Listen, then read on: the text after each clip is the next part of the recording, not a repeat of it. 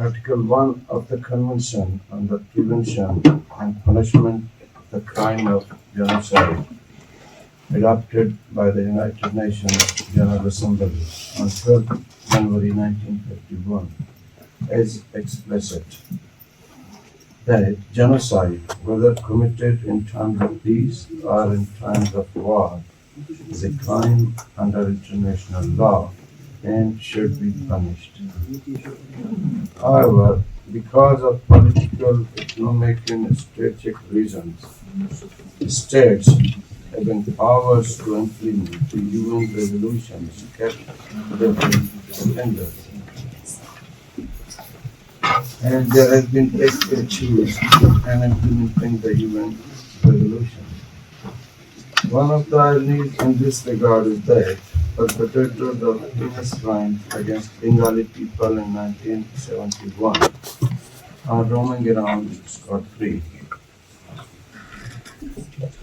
There are many unpleasant aspects of the acts of genocide perpetrated by Pakistan and Bangladesh.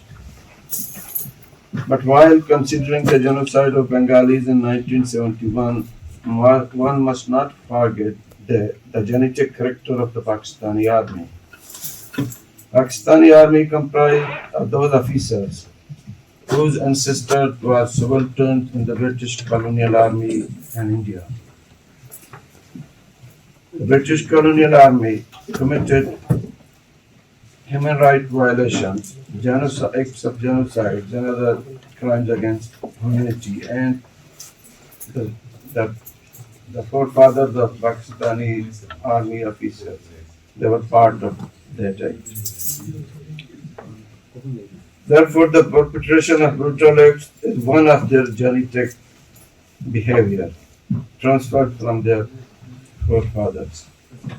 So it is not only that they committed unmentionable crimes against humanity and killed more than 3 million Bengalis in 1971, but they are also still involved in the genocide of the Balouch and Sindhis.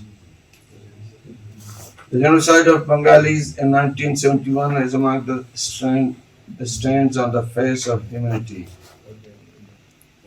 Many decades have passed, but people who murdered, raped, and tortured millions could not be brought to justice. The irony is that the same state and its armed forces are committing crimes against humanity in Balochistan with impunity. Like Bengal, the cream of Baloch society and a large part of the population has faced physical elimination. Like Bengal of 1971 and the 21st century, the violence by the security forces of Pakistan has manifested by massive dislocation of the Baloch population with tremendous human suffering.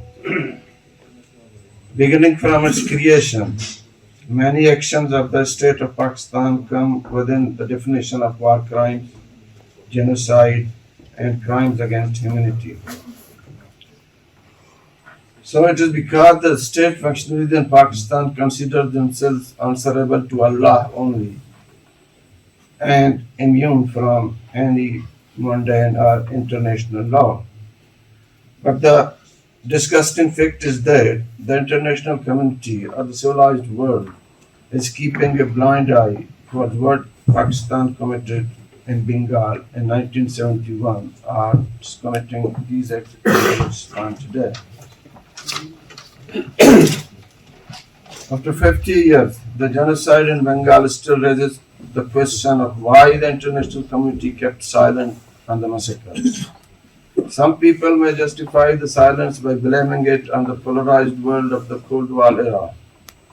Still, the refusal to recognize the massacre in Bengal as genocide in a 21st century world is incomprehensible. It also raises the question of whether the international community has developed the will to act unbiasedly against the perpetrators of genocide in many parts of the world. In the case of genocide, what is needed is to implement and later respect, without any bias or prejudice, the Convention on the Prevention and Punishment of the Crime of Genocide approved by the United Nations General Assembly in 1948. It is high time for the world to recognize the Pakistani action in Bengal during 1971 as genocide according to the UN definition. It is also imperative that the international community realize that it would not help to keep different standards for those who committed genocide in Central Europe and Africa and those who committed genocide in Bangladesh. The perpetrators of genocide acts, whether the physical elimination of the people or the violation of cultural rights, must be brought to justice.